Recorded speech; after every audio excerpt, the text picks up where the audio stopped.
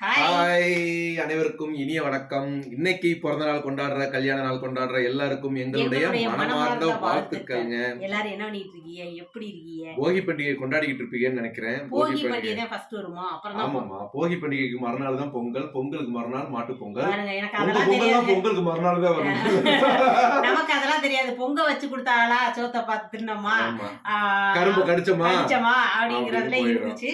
போகி பண்டிகைனா பழசெல்லாம் போட்டு எரிப்பாங்களோ, ஆமா ஆமா, துணிமணி எல்லாம். ஆமா, பழசெல்லாம்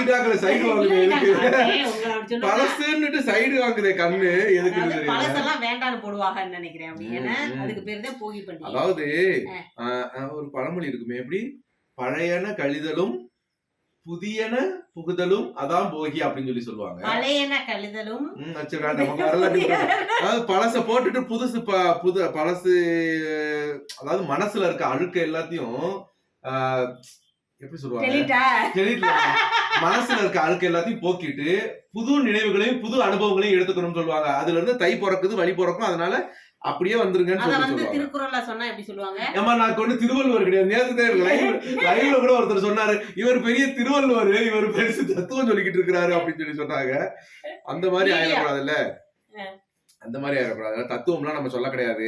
நம்ம என்ன சொல்றோம்னா, எல்லாரும் பழச போக்கிட்டு புதுசு வச்சுக்கிறாங்க போகிக்குன்றதுனால. நினைவுகள் எல்லாம் தூர தள்ளிருங்க, நல்லதை மட்டும் நமக்குள்ள எடுத்துக்கங்க அப்படிங்கறதுக்கு நான் கத்துக்கிட்டேன். ஆமா, இதை நாங்க சொன்னோம்.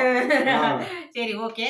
ரெண்டாவது நம்ம அம்மா வந்துட்டாங்க, ஜெயசுந்தரி அம்மா வந்துட்டாங்க. நிறைய பேருக்கு ஜெயசுந்தரி யாரு, உங்க சொந்தக்காரவங்களா கேட்டுதான் பரவாயில்லையே, அவங்க யாரு, உங்க பினாமியா, எவ்வளவு சம்பளம் கொடுக்குறீங்க உங்களுக்கு கமெண்ட் போடுறதுக்கு அப்படின்லாம் நிறைய பேரு கேட்டிருந்தீங்க. அதாவது அவங்க கமெண்ட் போடுறவங்க, இந்த பினாமியா வச்சிருக்கவங்க கூட சம்பளம் கம்மியா கொடுத்தா பிரிஞ்சு போகக்கூடிய வாய்ப்பு இருக்கு. ஆனா எந்த எதிர்பார்ப்புமே இல்லாம பழகுற சில அன்புகள் தான் என்ன செஞ்சாலும் நம்மளை விட்டு போகாம நம்ம கூட இருப்பாங்க. ஏன்னா அவங்கள்ட்ட எதிர்பார்ப்பு இல்லை பாருங்க. அதனால அவங்க எதிர்பார்த்தது குறைஞ்சிருச்சு, அதனால நம்ம விலகி போகணுங்கிற தாட்டம் அவங்களுக்கு வரப்போறது கிடையாது. போன் வந்துருச்சா, வரப்போறது கிடையாது. இது எதுவுமே நாங்க கொடுக்காம எங்க மேல சொந்தம் அதுவா வந்த அன்பு அவங்களுக்கு. எங்க வீடியோஸ் பார்த்து, எங்க ஒற்றுமை பார்த்து, என்னோட இயலாமை பார்த்து, இயலாமைனா வெகுளி, இதெல்லாம் நாங்க சொல்லணுமா, நீ வெகுளித்தனமா இருக்க அப்படின்னு நாங்க சொல்லணும். நிறைய பேர் சொன்னீங்க, அதை வச்சு நானும் சொல்றேன். அப்படிதான் வச்சுக்கோங்களேன். அதெல்லாம் பார்த்து அவங்களுக்கு என்னை பிடிச்சது. அவங்களுக்கு மட்டும் கிடையாது, நிறைய உறவுகளுக்கு எங்களை பிடிச்சதுக்கு காரணம் அதுதான். மெயினா நம்ம சேச்சிக்கு கூட அதுதான் காரணம். எல்லாரும் பாத்துக்கிட்டு இருக்காங்களோ நான் பேச முடியுமா? இல்ல சம்பந்தம் இல்லாம சேச்சி எல்லாம் இருக்கிறியா, சேச்சி பாத்துக்கிட்டு இருக்காங்களான்னு கேக்குறேன். அதாவது சிலருக்கு பிடிக்கும் சில எல்லாரையும், ஆனா ரொம்ப பிடிக்க காரணம் ஏதாவது ஒரு காரணங்கள் இருக்கும். அதுக்கு இதுதான் காரணம்னு என்னோட தாட்டுங்க. சரி, நம்ம அம்மா வந்திருக்காங்க. இன்னைக்கு காலையில ஒரு 9 மணிக்கு தான் வந்து சேர்ந்தாங்க. 8:59 டான் வந்துட்டாங்க. ஆமா, வந்து சேர்ந்தாங்க. வந்தப்ப மகளுக்கு பிடிக்குமேனு இருங்க, பனங்கிழங்கு அப்படி லைட்டா சாச்சு தூக்கி காமிச்சீங்கன்னா தெரியும். அப்படியா? இல்ல அவுக்க வேண்டாம், அங்கிட்டடி தங்கம் போனை எடுத்து பாருங்க, அப்படி காமிக்கிறேன். பாத்தீங்கல்ல எவ்வளவு பனங்கிழங்குன்னு நிறைய கொண்டு வந்திருக்காங்க. அப்புறம் பனங்கிழங்கு மட்டும் கிடையாதுங்க, நீ மேல தூக்கிக்கங்க. ரைட்டு, அது பனங்கிழங்கு சாந்தாவுக்கு பிடிக்கும். பனங்கிழங்கு என்னன்னு சொல்லியிருக்கேன் கேட்டுக்கங்க. பனங்கிழங்கு, முறுக்கு, பேரிச்சம்பழம் வந்து ஒரு காய். அது ரொம்ப பழம் கிடையாது, காய் தான் நான் சாப்பிடுவேன்னு தெரியும், அதனால காய் டைப்பு. எனக்கு பிடிச்சதெல்லாம் கொண்டு வந்தாங்க. முத்துக்கு பிடிச்ச அதிரசம், லட்டு, இந்த மாதிரி. அப்ப எங்க ஃபேமிலியில யாருக்கு என்னென்ன பிடிக்குங்கிறத அப்படியே தெரிஞ்சு கேட்ச் பண்ணி வச்சுக்கிறாங்க. ஆமா, பனங்கிழங்கு அங்க இருந்து ஒரு சாக்கு அள்ளிட்டு வந்துட்டாங்க. பனங்கிழங்கு எவ்வளவு பனங்கிழங்குன்னு பாருங்க. இவ்வளவு கிடைக்காது, ஆனா மலேசியாவில இது கிடைச்சிருக்கு, இங்க கிடைக்கல. அதனால அம்மா கொண்டு வந்துட்டாங்க. அம்மா சொல்றாங்க, கரும்பையும் எனக்கு மொத்தமா பஸ்ல ஏத்தி போட்டு வர முடியல, இல்லைன்னா நான் ஏத்தி போட்டு வந்திருப்பேன் இருந்தாங்க. நன்றி நன்றி நன்றி. அம்மா வீடியோக்குள்ள வர மாட்டேங்கிறாங்க. நானும் கூப்பிடுறேன், அம்மா வாங்கம்மா வாங்கம்மான்னு.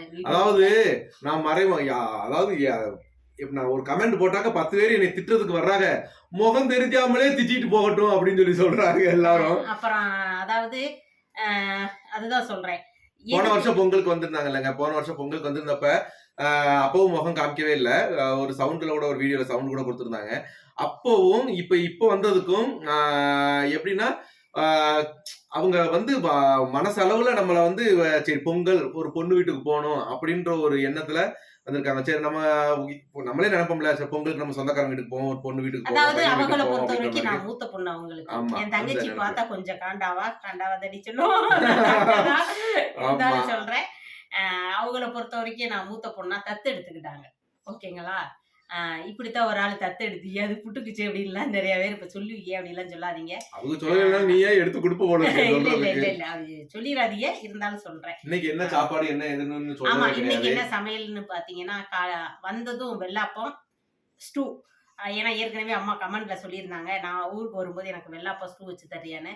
ஆனா பார்த்தா அவங்களுக்கு உருளைக்கிழங்கு கேஸ் பிரச்சனையா இன்னுமே எனக்கு சொல்ல தெரியல. மாட்டாங்கல்ல. இன்னுமே கமெண்ட்ல ஸ்டூவும் சரி ஸ்டாவும் சரி ஒண்ணும் வேண்டாமா, சாப்பிட்டே தீர்ந்துச்சுமா அப்படின்னு சொல்லிடுவாங்க. வெள்ளாப்பம்லாம் சூப்பரா இருந்துச்சுங்க, ஸ்டூ நல்லாதான் இருக்கும். அவங்களுக்கு வந்து அந்த உருளைக்கிழங்கு சாப்பிட மாட்டாங்க, அதனால அந்த சாறு மட்டும் வச்சு சாப்பிட்டுக்கிட்டாங்க. நல்லா தான் இருக்குன்னு சொன்னாங்க, நல்லா தான் இருந்துச்சு. ஏன்னா இவங்க அவங்கள சாப்பிடுறதுக்குள்ள 2 வெள்ளப்பந்தான் சாப்பிட்டாங்க, அதுக்குள்ள 200 தடவை கேட்டிருப்பாங்க, நல்லா இருக்கா நல்லா இருக்கா நல்லா இருக்கான்னு. இங்க வந்த எல்லா உறவுகளுக்குமே தெரியும். ஏன்னா நம்ம கிட்ட ஒரு சாப்பாடோ ஏதோ ஒண்ணு குடுக்குறாங்க அப்படின்னா அதுக்கு தக்கன 100 கேள்விகள் சாந்தா கேட்டுக்கிட்டே இருப்பாங்க. கேள்வினா வேற வேற கேள்வி இல்ல, உண்மையை சொல்லுங்க நல்லா இருக்கா, உண்மையை சொல்லுங்க. நம்ம நல்லா இல்லைன்னு சொல்ற வரைக்கும் கேட்பாங்க, நல்லா இருக்குன்னு சொல்லிருக்கோம். அதனாலதான் நான் நிறைய திருப்பி நினைச்சிட்டு சந்தா நல்லா இல்ல ப்ளீஸ் தள்ளி போயிரு அப்படின்னு சொல்லிடுவேன். நான் எவ்வளவு கருப்பா தெரியுற மாதிரி சந்தா. என்னடி இப்ப நானு சும்மா இருடி ஒருத்தர் கருப்புன்னுக்கிட்டு. மலேசியா போயிட்டு வந்ததுல இருந்து நான் கருத்துட்டேன்னு நிறைய பேர் சொல்லிக்கிட்டே இருக்காங்க. அது அப்படியா? உண்மைதான். அப்ப நானும் மலேசியால இருந்தேன். மலேசியா வெயில்ல நல்லா கருத்துட்டேன் போல இருக்கு நான். இதுல இருந்து என்ன தெரியுது, ஆல்ரெடி கலரா இருக்கனால அவங்க கருத்தது வெளியில தெரியுது. இது ஆல்ரெடி கருப்பா இருந்தனால வெளியில தெரியல. அதுதான் நிஜம். அப்ப கருப்பா இருக்கவங்களுக்கு எவ்வளவு பிளஸ் பாயிண்ட் பத்தியா, அதை நினைச்சு சந்தோஷப்படணும். அது நிஜம் தான். ஆமா, எவ்வளவு வெயில் அடிச்சாலும் என்ன அடிச்சாலும் நம்ம கலர் மாற போறது கிடையாது, அப்படியேதான் இருக்கும், ஒரே மாதிரிதான் இருக்கும். ரைட்டு. என்ன பேசிக்கிட்டு இருந்தோம், இவர் பேச மாத்திட்டாருங்க. என்னங்க சொல்லிட்டு அதான் ஸ்டூ வச்சு கொடுக்க சொன்னாங்க, ஸ்டூ வச்சு கொடுத்தாச்சுங்க. மத்தியானத்துக்கு சமையல் என்னன்னு பாத்தீங்கன்னா, ஏன்னா நாளைக்கு பொங்கல்ங்கிறனால இன்னைக்கு கறி நான்வெஜ் எல்லாம் கிடையாது. பருப்பு குழம்பு, பீட்ரூட் பொரியல் ஏண்டா நீங்க வந்தவங்களுக்கு கை வச்சு கொடுக்காம பொங்கலை சாக்கி சொல்றீங்களா அப்படின்னு கேட்பாங்க நிறைய பேரு. இல்ல நாளை கழிச்சு நான் எங்க அம்மா என்னங்க சாப்பிட போறாங்கடா, குருவி. அத குருவியில கூட லவ் பேர்ட்ஸ் சின்ன குருவி இருக்கு பாத்தீங்களா, அது கொத்துற மாதிரிதான் 2 பருக்கை மட்டும் இப்படி கொத்தி கொத்தி எடுக்கிறாங்க. அவ்வளவுதான் அவங்க சாப்பிடறது மட்டும் தான். எம்மா வாங்கிட்டு வாங்க, உள்ளதே வரலன்னா உங்க குரல்லையாவது கொடுங்க. இந்த சேர்ல உட்காந்துக்கோங்க, அப்ப தெரியாது. உள்ள வர மாட்டேங்கிறாங்க. ஏனே நீ முன்னாடி போக போக உன் கலர் கூடுதுன்னு, நீ முன்னாடி போகாத பின்னாடி வா. நீ முன்னாடி போக போக உன் கலர் கூடுது, பின்னாடி வர வர என் கலர் குறைஞ்சிட்டே இருக்குது. வரீங்களா உள்ள? என்ன நல்லா இருக்கீங்களா? என்ன சொல்ல விரும்புறீங்க நம்ம உறவுகளுக்கு? பக்கத்துல இருந்துங்க உறவுகளுக்கு தெரிஞ்சிருச்சு. எடிட் பண்ணிக்கலாம், ஒன்னும் தப்பு இல்ல, சொல்லுங்க. என் மூத்த மக வீட்டுக்கும் வந்திருக்கு. அந்த சந்தோஷம் தான் என் மனசு ஃபுல்லா நிறைஞ்சிருக்கு, தவிர வேற எதுவுமே எனக்கு பெருசா தெரியல. மற்றபடி நீங்க வீடியோல பார்த்து கமெண்ட் அடிக்கிற அளவுக்கு இந்த புள்ள வந்து பிள்ளையும் சரி இந்த தம்பியும் சரி அப்படி கிடையவே கிடையாது. குடும்பத்துல ஒருத்தவங்க அன்புல ஒரு இன்ச்சு கூட அன்புல குறைஞ்சது கிடையாது. வெளித்தோட்டத்தை வச்சு நீங்கள் மதிப்பு போடாதீங்க. உள்ள பழகி பார்த்து அவங்க எப்படி என்ன இதுன்னு தெரிஞ்சு கமெண்ட் போடுங்க. ஈஸியாக நீங்கள் அசிங்கமாக கமெண்ட் போட்டுட்டு போயிடுறீங்க, அது எனக்கே பொறுக்கல. அப்போ அந்த பிள்ளைகளுக்கு மனசு எப்படி இருக்கும்? அதனால் யூடியூபர்ஸ்னால் இப்படி தான் இருப்பாங்கன்னு தயவு செய்து யாரும் நினைக்காதீங்க. அதுவும் இல்லாமல் அந்த புள்ள அதிகமாக மேக்கப் போடுது அப்படின்லாம் சொல்கிறீங்க, கிடையவே கிடையாதுங்க. இந்த நான் பக்கத்தில் தான் உட்காந்துருக்கேன், முகத்தை காட்டுனா வெறும் பவுடர் மட்டும்தான் போட்டு. அந்த கேமரா எதுக்கு அப்படி காட்டுது? அப்படி காட்டுது. இந்த பாத்தீங்களா, நான் இந்த சைடுல வந்துட்டேன்னா நல்ல வெளிச்சம் இருக்க பக்கமா போய் போய் அப்படி காமிச்சு முகத்தை. இவ்வளவு நேரம் நான் இங்கதாங்க நின்னேன், எங்க முத்து தாங்க இங்க நின்னாங்க. இப்ப சரி இவங்க அங்கிட்டு நிக்கிட்டு நான் அங்கிட்டு வரலான்னு வந்திருக்கீங்க. இப்பவும் இந்த பாலா போனல என்னைய மட்டும் பழிச்சுன்னு காமிக்குது. நான் என்ன பண்றேன்னு தெரியல. கேமராக்கு கண்டு நீ காசு கமெண்ட் போடுறதுக்கு தான் காசு கொடுத்தேன்னு சொல்றாங்கன்னா, நீங்க கேமராவுக்கும் காசு கொடுத்தேன்னு சொல்லுங்க. என்ன அதாவது நம்ம மேல இருக்கிற ஒரு அன்புல ஒரு கமெண்ட் போடுறாங்க. அது வந்து எப்படின்னா, நம்மளை பிடிச்சிருக்கத வச்சு சரி நம்ம செய்யற ஏதோ ஒரு விஷயம் அவங்களுக்கு பிடிச்சிருக்குது, நம்ம பண்ண ஏதோ ஒரு விஷயத்துல அவங்க ஒரு நம்ம மேல அன்பு வச்சு அந்த மாதிரி கமெண்ட் போடுறாங்கன்னா, நீ ஏன் அவங்களுக்கு சொம்பு தூக்குற, ஜால்ரா அடிக்கிற அப்படின்லாம் நிறைய பேர் அவங்களுக்கு பேக்ல வந்து கமெண்ட். அதாவது உங்களுக்கு கமெண்ட் போட விருப்பம் இல்லை அப்படின்னா சரி விட்டுருங்க, ஒன்றும் பிரச்சனையே கிடையாது. இன்னொருத்தர் நம்ம மேல ஒரு பாசத்துல ஒரு கமெண்ட் போடும்போது நீங்க எங்களை திட்டுறதுக்கான உரிமை மட்டும்தான் உங்களுக்கு. அவங்க கீழே போய் நின்றுட்டு ஜாலர் அடிக்காத, எவ்வளவு கமெண்ட் காசு வாங்கியிருக்கிற, உனக்கு என்ன கொடுக்குறாங்க அப்படின்னு சில தகாத வார்த்தைகள் எல்லாம் சொல்லி வேற கமெண்ட் அடிக்கிறீங்க. அது அவ்வளவு தூரம், அதாவது எங்களையும் கொச்சப்படுத்தி, எங்க மேல அன்பு வச்சிருக்கிற அவங்களையும் கொச்சப்படுத்தி, இதை நீங்க கமெண்ட் போடுறதுனால உங்க பேரை நீங்க டேமேஜ் படுத்திக்கிறீங்க. ஏன்னா உங்க ஐடியில போய் பாக்குறவங்க, ஐயோ இவன் இப்படிப்பட்ட ஆளா, என்ன போல அசிங்கமாலாம் பேசுறாங்க அப்படின்ற மாதிரி எல்லாம் நிறைய பேரு எப்படியும் பார்ப்பாங்க உங்க ஐடின்றவ. ஏன்னா நீங்க இப்ப ஃபேஸ்புக் எடுத்து வச்சோம், இப்ப ஃபேஸ்புக்ல பாத்தீங்கன்னா இதே வீடியோ நம்ம ஃபேஸ்புக்ல விடுவோம். அப்ப ஃபேஸ்புக்ல கமெண்ட்ல போடுறவங்க பாத்தீங்கன்னா அவங்களுக்கு ப்ரொஃபைல் ஐடின்னு ஒண்ணு இருக்கும், அதுல அவங்க குடும்ப போட்டோவும் இருக்கும். ஆனா அவங்க வந்து நம்மள பேசியிருக்க விதம் பாத்தீங்கன்னாக்க ரொம்ப தப்பான வார்த்தைகள் எல்லாம் பேசியிருப்பாங்க. அதை நம்ம உள்ள போய் பார்த்தோம்னாக்க யாருன்னு பார்த்தோம்னா ப்ரொஃபைல் ஐடியில அவங்க குடும்ப போட்டோ இருக்கும், கணவன் மனைவியா இருக்கிறது, குழந்தைகள் இருக்கு. அப்ப நான் நினைப்பேன், இப்படி குழந்தைகளோட அநியோன்யமா இருக்கிறவங்க ஏன் இவ்வளவு அசிங்கமா தரம் இல்லாம ஒரு கமெண்ட் போட்டிருக்காங்க.